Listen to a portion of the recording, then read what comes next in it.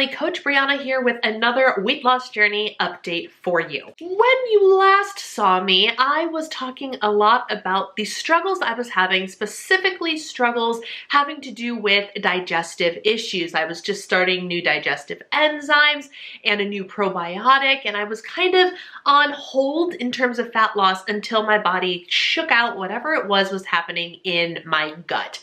Now, gut issues are no joke, and there is a multitude of things that can trigger them in some way, shape, or form. Since my last video, I actually went through a 5-day gluten sensitivity protocol. It was a thing that I read about in one of my favorite books about female hormones and cycles, Woman Code by Alicia Vitti. It's a great book and I highly recommend it.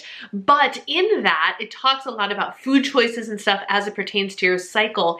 And it offers 2 protocols, one for lactose intolerance or sensitivity, dairy sensitivity, and one for gluten sensitivity. They're the same protocols, same idea.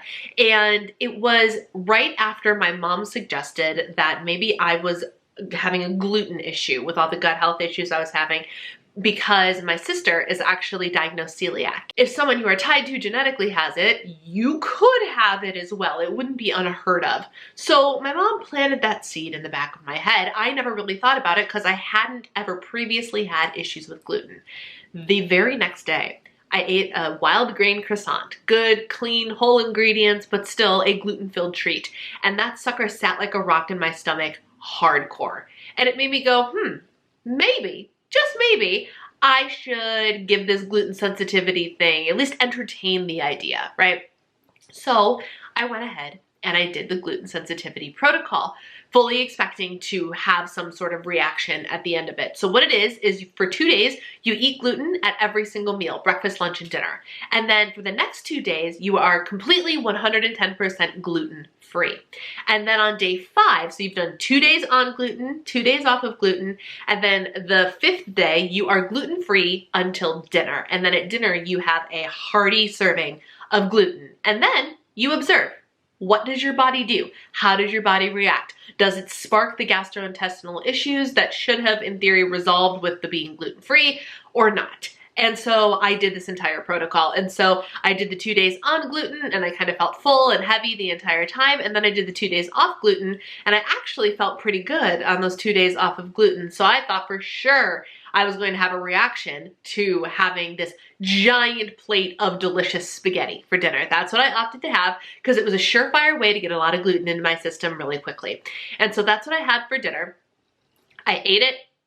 I waited. Nothing happened. Nothing horrible happened. I felt full, but like, name one person who eats a plate full of spaghetti and doesn't feel full, right? But there was no rock feeling in the bottom of my stomach or in my stomach. I had no gas or bloating issues a couple hours later, and my digestion was not jacked up the next morning. It actually was going off without a hitch the next morning. So that 5-day protocol taught me that, in fact, gluten was not my problem. So it was kind of a back to the drawing board type situation of like, okay, if gluten's not the problem, what the heck is the problem? And my coach and I sat and talked about it because we've been talking about, you know, what do we do with my macros? What do we do with my fat loss journey and expectations and everything like that? And she looked at me and I looked at me and went, the answer is obvious, but it is one of the hardest answers to fix. My gut issues are 100% a stress response. So because I have been feeling stressed, anxious, and overwhelmed lately, my body is manifesting physical representations of those emotional things, which is not uncommon. Like, that's a thing, right? You feel all of these things mentally and you have physical representations of them, and everybody's come about differently, right? Some people get sick because their immune response is suppressed. I evidently get gastrointestinal issues when I am feeling overwhelmed and stressed. That's a different approach than like just eliminating a specific food from my diet, right? So now that we know what it is that the problem is, I had to course correct, but in a different kind of way. It's not as simple as just eliminating a type of food. So the big revelation that I have for you in this video is actually one that if you are a follower of mine, you already know. And the step I decided to take to help fix the primary problem, which is happening. My sleep machine is changing my body, causing stressors, even though they're positive changes, there's still changes nonetheless. I have found that my heart rate has actually been higher than normal, and my heart rate variability, according to my Oura Ring, my sleep tracker, has been off since I started my APAP machine. I am at the point now, I'm almost a month into having my APAP machine. I have figured out what mask works for me after a brief change in masks and a really negative experience with the different mask I chose. It's a whole adventure. Getting an APAP machine is a whole adventure. If you ever go and get one, expect your sleep to be interrupted, your comfort to be interrupted, and an adjustment period to happen. It doesn't boom change your life overnight. I know this now. I kind of thought it would, and it doesn't. It takes time, it takes patience, and it takes weirdness happening to your body. But now I'm to the point of I figured out what mask works for me, and I sleep well with it on. I'm starting to feel refreshed, and my body is changing and adapting. Higher resting heart rate, weird HRV balance, that's my new normal.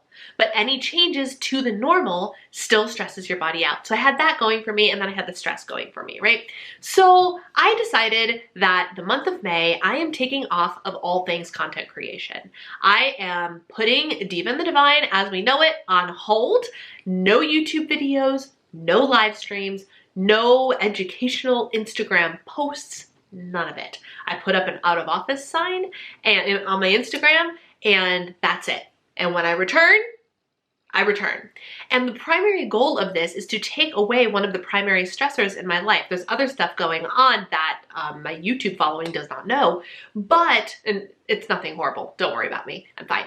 But I like to stress out over everything, right? So given that situation and the YouTube situation, I've been feeling incredibly overwhelmed and incredibly burnt out. And I finally decided, well, my body is obviously manifesting physical symptoms of these emotions. I have to do something about the emotions. You can't just slap a band-aid on a sucker like this. You have to actually address the problem. So I'm taking 6-ish, 7-ish weeks off, and it's going to be great. And during that time, I am strictly focused on stress relief, rediscovering my creativity, rediscovering the joy in life of everything outside of content creation and my identity on the internet. And while this sounds not at all relevant to weight loss, let me guarantee you that it absolutely is, for a couple of reasons. One, if your sleep and your stress is messed up, your body is not going to lose weight. You will not lose weight. And if you will, it will not be in a healthy manner, right? So in order for this fat loss journey of mine to actually progress forward, I need to address the stress and anxiety and whatever emotional stuff. I need to address the mental health side of things, because the mental health is triggering physical symptoms, and those physical symptoms are going to prevent the scale from doing anything. So it's actually critical to my fat loss phase that I do this thing, that I take this break, that I address the stress, right? So there's that. Your body will not help you lose weight in a healthful manner if you are not, if your biofeedback, your stress, your energy, your mood, all of that is under control, your sleep too. And then the second thing is, while I'm on this break, I can actually dedicate more time, effort, and energy to the fat loss phase, because I'm not trying to spin 50 plates at once anymore. I'm taking the primary plate spin away and allowing myself to spend more time on other things. My plan is, the weather's finally getting nice, so I'm actually going to spend time outside, walking, reconnecting with the sunshine, reconnecting with nature, and doing all of these things, which will help me mentally, yes, and my stress levels, yes, but stuff like that will also help me physically. I will be walking, I will be burning more calories, I will be getting active and upping my non-exercise activity. And it'll be great. And so that will in turn positively impact my fat loss phase as well. A question I have been getting a lot about this break is, are you taking a break from your fat loss phase? No. However, I am actually, as of this week, I got my calories docked again by my coach. She goes, all right, let's do one more little push. Now that we know it's not gluten, now that you've been on your APAP for a couple of weeks, and now that we know that you're taking this break. Like, this was literally the thing that made her do this. She goes, because you're going to take this break and take a step back, let's go ahead and push a little bit harder because you're going to be on this break. And I actually got my average calories docked to 1,700, I think, 1,700. So if you remember at the beginning of this, my first set of macros was 1,850, and now I'm at 1,700 calories, redistributed, of course, for a 5-2 carb cycle, as has been common for most of this journey, right?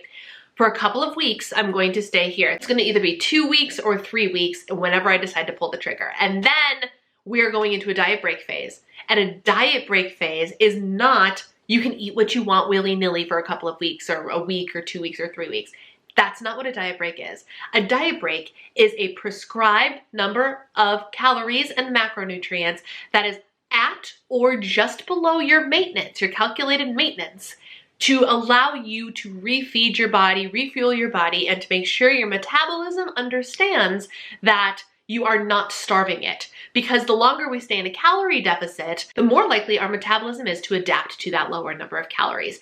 A scheduled diet break, I will be in week like 15 or 16 when I take my diet break. That is 100% intentional. That is 100% intentional for me, because that is about how long you should go in a deficit before you do a little diet break session. So we are doing that as scheduled. So yes, while during this period of time on my vacation, I will be taking a diet break. It is still a regimented part of the entire fat loss phase. So my hope is a couple of weeks on this lower calorie macro set, 2 to 3 weeks on a diet break, and then that will all happen while I'm on my little hiatus from Diva and the Divine, right?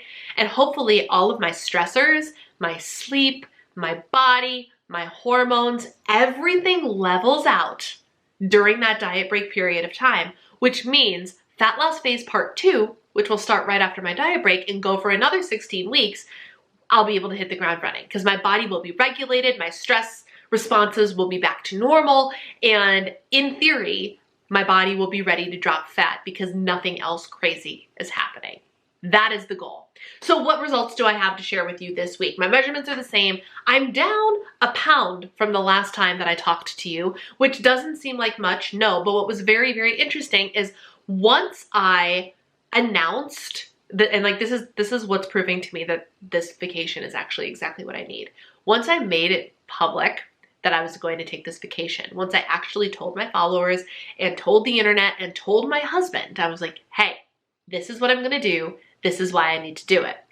I felt like the weight of the world sort of lifted off of my shoulders, and wouldn't you know it, my weight started to go down. Not much, but it stopped going back up. And I was like, oh, that's really interesting. The metaphorical weight of the world lifted and all of a sudden the scale starts to go down again. I don't think that's coincidental. And the more interesting thing is, as of the filming of this video, I just finished up my cycle, which means my scale started to go down in the middle of PMS in my period, which is also not normal for me. So again, I only am down a pound, but it was a very, very intentional, magical, profound pound. Like, it is signaling to me that what I am doing, the steps I'm taking over the next month, are going to be wildly impactful to my journey. And I cannot wait to share with you as I go through this if it's actually helping and how it is helping and things like that. So that's all I really have for you. My coach and I are still not hanging out with like expectations of fat loss just yet. We're trying to let my body kind of work everything out finally, and we'll see where it goes. We'll see where it goes, but we are optimistic, we are excited, and at the very least, I know that I'm setting myself up for success after my diet break in a couple of weeks. So that's where I'm at. For any of you that thought this journey was going to be like quick and efficient, that is not how weight loss goes, and anyone who tells you differently is lying to you, just so you know. So rest assured that there are, at any time you try to lose weight and do stuff like that, there's going to be bumps in the road, whether it be a health issue, a stress issue, there's going to be something. Just because you're not seeing direct and regular downwards trends on the scale doesn't mean you're not making progress. The fact that I decided to actually stop and take this vacation based on physical symptoms I was experiencing because I was paying attention to my body during this whole thing is progress. It's actually wildly huge progress. So rest assured that the journey that you are taking, as long as you keep going and keep putting forth the effort to figure out the best moves for your body, you're not gonna fail. All right? I want to leave you with that. So if you are interested in following along on the day-to-day, I'm not posting on Instagram posts, but I will be posting on Instagram stories. So make sure you go follow me over there at Diva and the Divine. I won't be posting any YouTube videos either. So that's the only place you will be able to find me for the next 6 weeks or so. So that being said, I will be back in a couple of weeks to give you the how did the period of time go before I started my diet break update. And there will be some interesting updates in there along the way. I can't wait to share them with you. Until next time, take care, my friends. Bye.